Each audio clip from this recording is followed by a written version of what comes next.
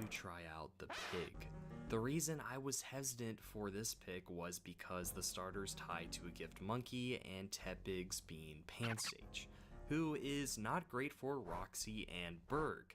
Nonetheless, I take my Tepig and my Pansage and move on to Route 19, where I get a Kricketot. This guy is fantastic for Roxanne and Cheren, being able to evolve early and deal massive damage with its Technician ability. On Route 20, I get a Cubone, a very solid defensive mon with battle armor. In Flossy Ranch, I snag a Meryl, who is bulky and gets the very useful Charm. Also in the ranch, this pregnant chick gave me her egg, which will hatch into 16 different Pokemon depending on who the dad is. And we got Litwick, a fantastic asset now with its ghost typing. After saving a dog from this furry and beating up some kids, I found Roxanne in the trainer school. But why is she here? Well, for some reason all the gym leaders in Hoenn migrated over to Unova, and we gotta fight them as well. Roxanne is up first. She has a lot of good type coverage on her mons, a hard-hitting Archon and a Nosepass who's incredibly bulky, but she gets absolutely shit on by our grass, ground, and water mons. And we move on to the first gym leader, Cheren. Cheren's team is pretty wild this early on, and often requires a risky playstyle. Cheren leads with a Porygon, who has Trace, so we gotta make sure it doesn't get a good ability. Luckily, Sheer Force doesn't actually change anything with its moves, so we can kill Porygon while it thinks it has a good ability. Aipom comes in next, who actually has some interesting AI interactions. You see it has Water Gem and Water Pulse, and that does okay damage, but it's pretty unlikely to go for double hit, as when AI calculates what moves it goes for, it only sees damage from one of the double hits. That means with a couple charms we can ensure it doesn't double hit, which would have been harder to take. Meryl can also knock out the incoming Lillipup, baiting in Munchlax. My little shit monkey may not be great later on, but the combination of Leech Seed and Tickle is actually perfect here, and for some reason Cheren just absolutely loves Workup. Battle Armor Cubone can easily come in to clean it up. Then for Deerling, Kricketune gets an easy 2-shot as we get Leech Seeded. The last Doduo is the biggest threat, however. Since it could possibly work up, I stay in to Struggle Bug, but regardless I need to hit some Rock Tombs with Cubone to secure the victory. As we head towards Verbank City, we grabbed a couple more guys like Magnemite, whose Steel typing is amazing for Roxy, and Audino, who's a fairy type and a fantastic group for all the other Shaking Grass encounters. Oh, it also has Regenerator, which is quite busted. And would you look at that, there is a clown here, giving us the choice between the Kanto starters. I decide to take Bulbasaur here because it has a very important role for the upcoming fight with its thick fat ability. It's basically a Mega Venusaur, plus its poison typing would be pretty good for Brawly. Speaking of which, he's just chilling on the pier. I thought this was gonna be free, with Litwick eating up all the fighting moves and whatnot, but... Oh god, that's bad. Flinches are bad. We don't want that to happen. There's a Rock Slide. Nice. Does some damage. Especially if it Rock Slides, which I hope it goes for. What's up, Water? Okay, went for Retaliate. We gotta switch out now. Gets the Salic Berry, which is fine. It should never Poison Jab here, so I can go into Azu.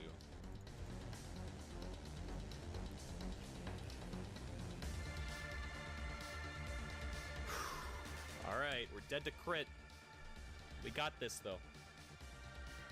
Come on, baby.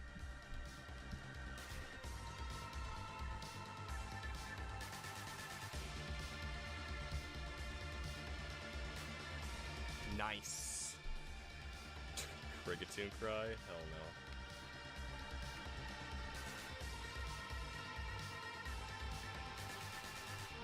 no. Okay. With Brawly defeated, it's time to grab our second gym badge from Roxy. But this isn't gonna be an easy feat, because this kid is rocking two bulky Eviolite guys. A hard-hitting Ghastly with a Life Orb, a leech-seeding Ivysaur, and a bat that can put us to sleep and flinch our ass down with Air Slash. All this while the trash bag sets up Toxic Spikes, attempting to slowly whittle our guys down with poison. But this was the main reason we had to go with Bulbasaur. Since it was a poison type, it can clean up the field of all T-spikes when it enters the field, which is what I thought. Okay. That works with me, I guess. Whirlipede comes out, so we pivot through Ivysaur, and we got a PP stall. Okay, so we got 15 Venoshocks and 15 Steamrollers. By using Magnemite, who is immune to Venoshock, and Audino, who takes just about nothing, I can constantly swap between these two and try to stall this out. But the stupid bug keeps refusing to attack. Are you out of Protects yet, dude? After a little bit of determination, Venoshocks have been stalled out, and Audino slowly burns this down with Incinerate. Coughing comes in and wants to poison move, so pivoting through Magnemite makes getting into the pig much safer. Pignite charges at it until it's red health, so Magnemite can get the frag, which baits in Ghastly. Alright, time to PP stall this Ghastly. Okay, so we're gonna be PP stalling Hex and Venoshock. After stalling everything out, Audino does as much damage as possible before I go Ivysaur to knock that out. Now the plan for Golbat is to... Please just air slash me?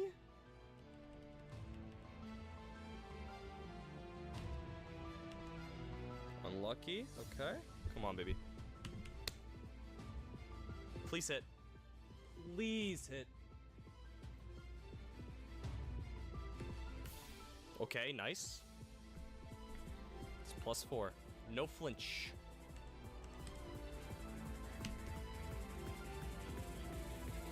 Yes! Okay. We were Chestoberry anyways. Beautiful.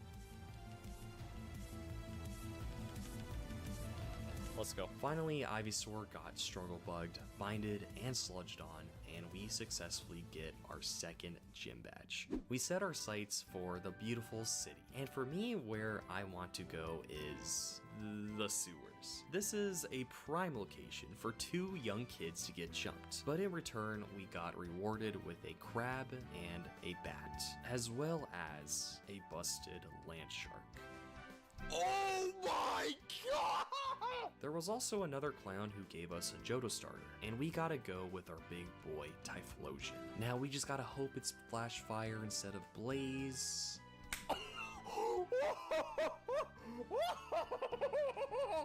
This will be important for Flannery, a very tough trainer I've struggled on. Come on, baby!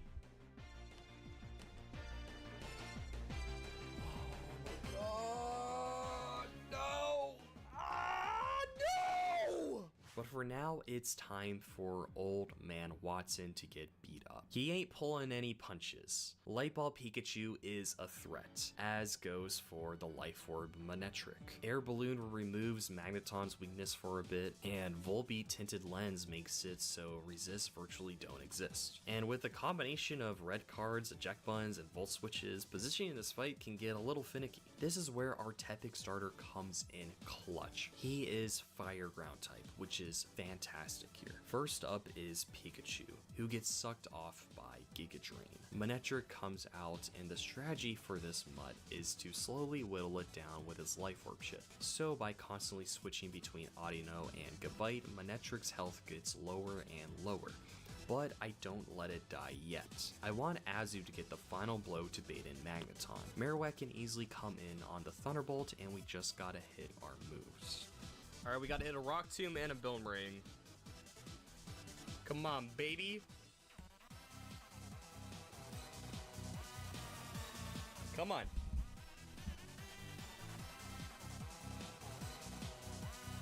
Nice. Alright, we gotta hit a Boomerang now. Come on. Nice. Let's go. Well, Plusle wants to Grass Knot here, so we pivot through Audino to get a free swap into Pignite, and the pig annihilates the old man. Don't crit. Nice. That's one. That's two. We just gotta dodge a confusion. And that's three, baby. Let's go. Deathless. Past Watson. All I gotta say is Oshawott. Tepig is the GOAT, and I need it to pop off for Berg because holy this hipster is gonna be a pain to deal with. First thing to note is this is a Tailwind double battle. So this VGC ass battle is already prepped to screw me over. Masquerade leading is a huge issue because of Intimidate, and Yanmega is there to frag anything with its Tinted Lens boosted moves along with its bug gem. Not to mention the threats in the back like Technician Scyther, Sash Levani, Durant, and Vespiquen. And these guys have a few stat buffs. And yeah, Berg looks pretty hard, and I didn't know how to beat this guy, so let's see what we cooked. Leading Crobat and Pignite, the plan is that We're baiting a Scald from the Pignite slot. If it uses his bug gem on my Pignite, that's also really good.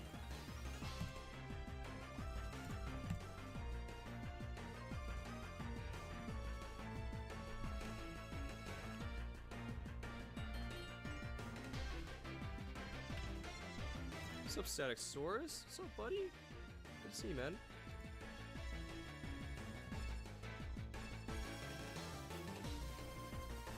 Okay, Giga Drained my Aldino. Okay, that's fine. Alright, so Masquerade's gonna die. I can reposition here. Aldino can live a Bug Buzz. And I do like 34 to 40% with Incinerate, which is actually pretty good. Like, any damage on this Yanmega is actually really nice. So I think I'm just gonna do that. Okay, no Detects.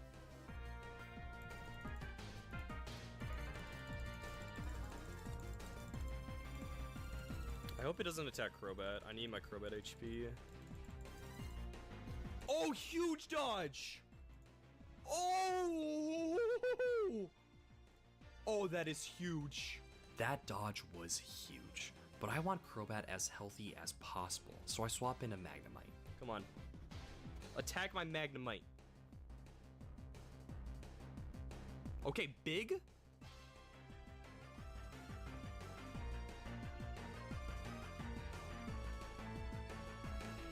Okay. Come on. Nice, no flinch. Okay. Beautiful. Now it's random move on Audino Slot, so my only play was to send in Pignite and pray it lives. Okay, that's good. Oh god. Ah! That's gonna hurt. Oh wait. It targeted my Crobat. Oh, Spadef drop? That Spadef drop sucks so much. I had to swap Crobat back out, and Pignite finally takes out the Yanmega. Nice. Beautiful. Okay, Yanmega's dead. That is huge. Vespiquen comes out, and things get a little bit fruity. So I think I just charge beam Vespiquen and switch out Pignite. It's honestly not a bad time to go Azu. Saving my Crobat for the Scyther Levani seems pretty decent. Let's do this. We really want to hit. If they double target my Magnemite, it might die. Okay, that's good. Don't flinch. We missed, okay. Oh, that sucks. Durant still doesn't see a kill on me, and I have a Citrus, so I'm pretty sure I just stay in and charge beam again. Now, on Azu, I feel like charming the Durant isn't bad. Let's charm this. Okay.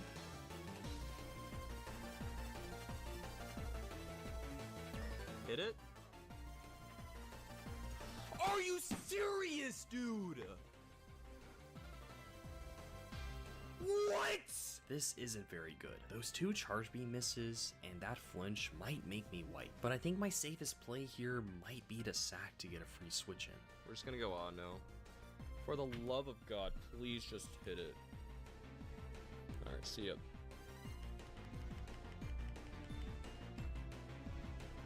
Thank you. Now, after missing two charge beams, surely we can hit at least one Rock Tomb here. Azu and Rock Tomb. Should low sweep me.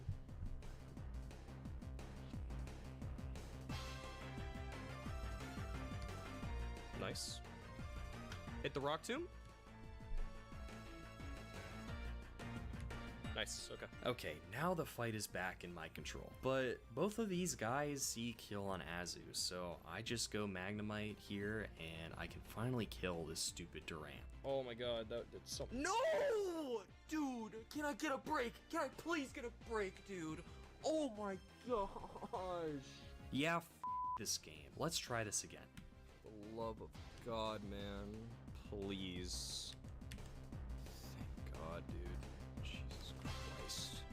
Okay. I mean, all I can do is pluck this, and then I think I just need a Rock Tomb. Marowak can die here, but I like need to get this off. This is Sash.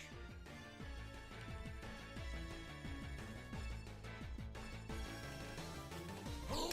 Oh yes! Yes! Yes! Okay. That Swords Dance right there might have secured the victory. Crobat can eat Lettuce Bug alive, and I just gotta pray to f***ing God that Scyther targets Marowak. Attack my slot?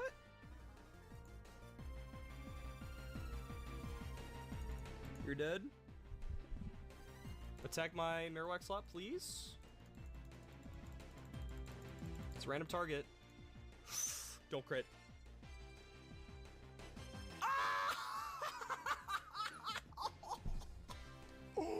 Let's go!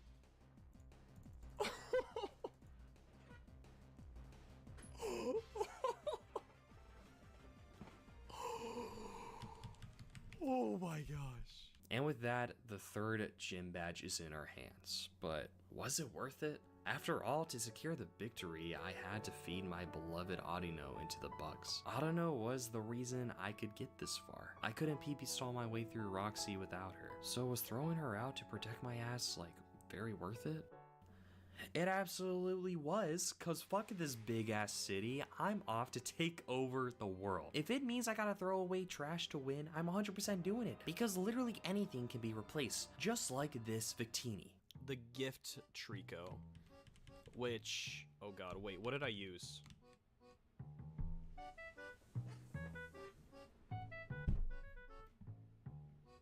Okay, maybe not that.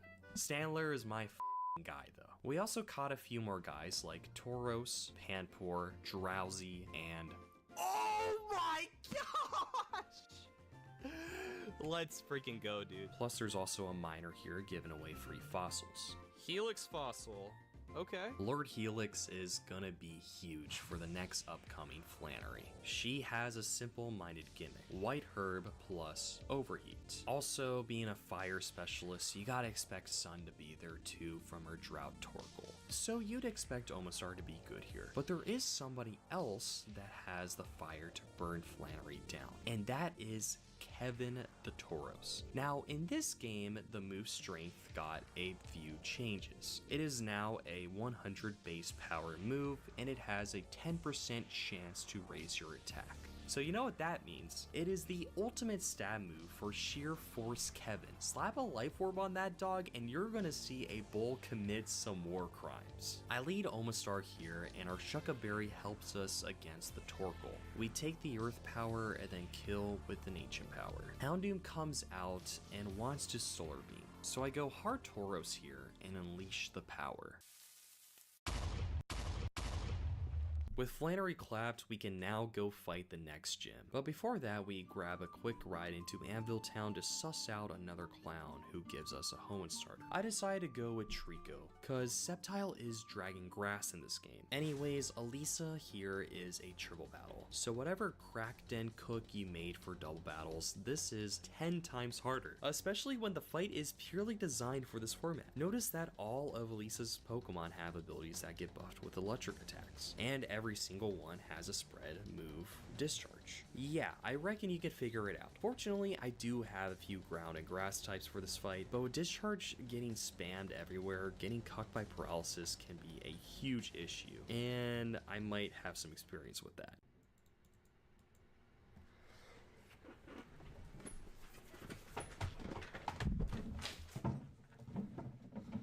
Yeah, this is where my last furthest run wiped, but I came in with a plan, and there is some cool tech that is supplied by this dumbass horse. I lead Emboar, Omastar, and Stantler. Omastar in the middle means that all three see a kill on it, so I click Protect. Chopper uses Roleplay, and now I can eat up electric attacks. And Emboar continues to show you why he's the GOAT. And that'll be great. There's the Shuka. Oh my goodness, did we crit? We got 2 crits! Turn 1! With Raichu out, Omastar is still dead to all 3 Pokemon, so I swap it out for Simisage to eat up the attacks. Stanler pops one on Raichu to break its balloon, and Emboar gets the double frag. Jesus Christ. Alright, see you guys.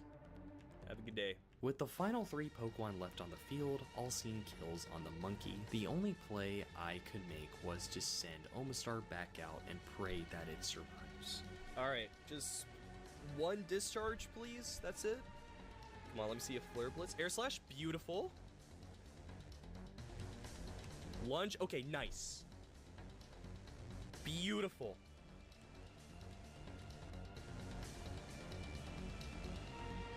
Oh, yes! Huge. Alright, Stunfisk, don't kill me, bro. Sludge Bomb.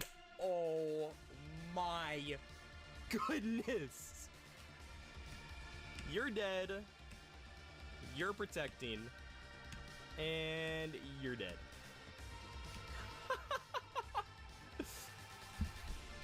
Protect. You're dead. See you later. This is the revenge arc.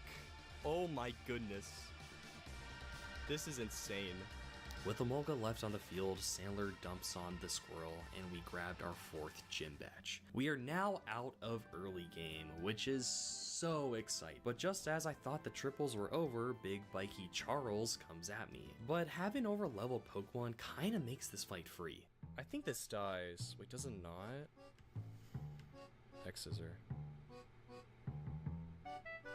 Oh, it's berry. I didn't even see the berry. I think Bone Zone's dead. Okay, maybe not free, but Bone Zone was easily replaced with this Ducklet and a suspicious looking Pokeball on the ground. Oh, this is our encounter. Look at that.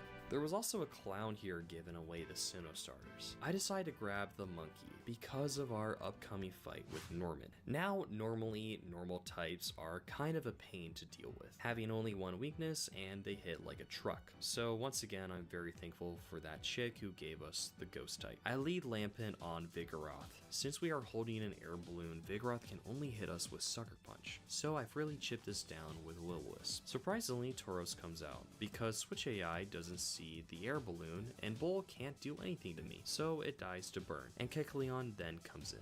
I swap the lamp out for Tauros, and Kecleon misses the Aqua Tail, and Tauros destroys it with strength. Zangoose comes out, and Tauros has to clutch up here. We have to hit a 114 to 135 range on this.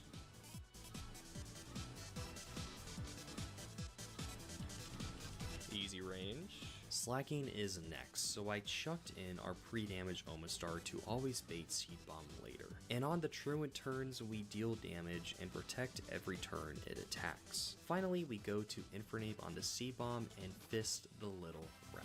With Norman defeated, we can now focus on Clay. In every Gen 5 game, Clay has always been a run-ender, and this game is no exception because this guy comes at us with a Sand Team. Hippowdon is a classic sand setter with stealth rocks, and Rindoberry makes Seismitoad live some grass moves. But Clay ain't playing around with his sheer force life orb Nidoking, as well as shell smashing Torterra, a hard hitting Garchomp, and his infamous demon Excadrill. This is gonna be a tough fight, but we have a little trick up our sleeves. That comes in the form of a Gecko. I lead Sceptile, and Sceptile's pre-damage to activate its Overgrow. So he puts Hippowdon in a coma, along with Nidoking and Seismitoad. Garchomp comes out, and this is normally a random move, but since we are very low health, I'm banking on it going for E-Speed, which he did as I go into Magnezone. Now that we bait Earthquake, I go into our own Excadrill, who has an air balloon. Garchomp can only use Drangula here, so it's a free swap to Azumarill with a Kepia Berry. Since AI in this game sees resist berries, Garchomp wants to Earthquake here, and this turns into a PP stall. We stall out both Earthquakes and Dragon Claws. Once he was out, throw in Magnezone to secure the kill. Torterra here sees a kill with Earthquake, so it should never Shell Smash, and it's a free swap into Crobat. However, Flying Gem Fly is a range. We could also dodge. Okay, do we hit it? Okay, we do. Interesting. All right, here comes Excadrill. So the way we kill this Excadrill is Azumarill Aqua Jet into Fighting Gem Mach Punch from Infernape. That's how we kill this, which involves sacking Crobat and Azu. It's Swords Dance or Iron Head here. If it only Iron Heads me here, then I think I might be able to save Crobat, but if he Swords Dances, I don't think I can. Okay, it's Swords Dance. If we hit this, we can save Azu or Crobat, whichever one we want to save. Okay, we hit, nice. So Azu or Crobat, hard Infernape. If I go hard Infernape, I would have to dodge a crit. He won't crit. Do it, no balls. He never crits here? You think so? Crits don't exist? Okay, if you guys say so. If you guys say so. Never crit, baby. Come on. Come on, never crit. Never crit, baby, come on. Yes! Let's go! Get out of my face, baby. Woo! And that is how we do it around here. Super f***ing clean. 5 badges in, and this game has got nothing on us. With one of the hardest fights out of the way, and now having access to Surf, we can go grab our Mistralton Cave encounter. You serious? Okay, it's fine. A rock type would have been good for Skyla, just like this Zebstrika that we got here. Huge encounter for Skyla. Just need one more. Are you serious? This was 5% on this floor. Unfortunate does not begin to describe what I'm feeling, but we get a warm-up with Juan. As you would see with any water gym leader, Juan has a team with Drizzle, Wailord setting up Rain. And this is a pain for all my guys, as there's Pokemon that sets up like Gorobis, Whiscash, and Crawdont, who has adaptability. Not to mention Luvdisc, who has buff stats, and Swift Swim. Fortunately, we did come across a few Pokemon that can deal with water types very well. I lead Venusaur, who immediately sets up Sun, which just violates this entire fight, and Water Spout was weakened quite a bit. Venusaur takes it out easily, and Juan sends in Luvdisc. It sets up Rain again, whilst Venusaur sucks it off, as well Gorobis and Sharpedo. Whiscash's Rainbow Berry makes it live a Giga Drain, and sets up Dragon Dance. So we just gotta pivot through Swanna to bait Spark into Emboar.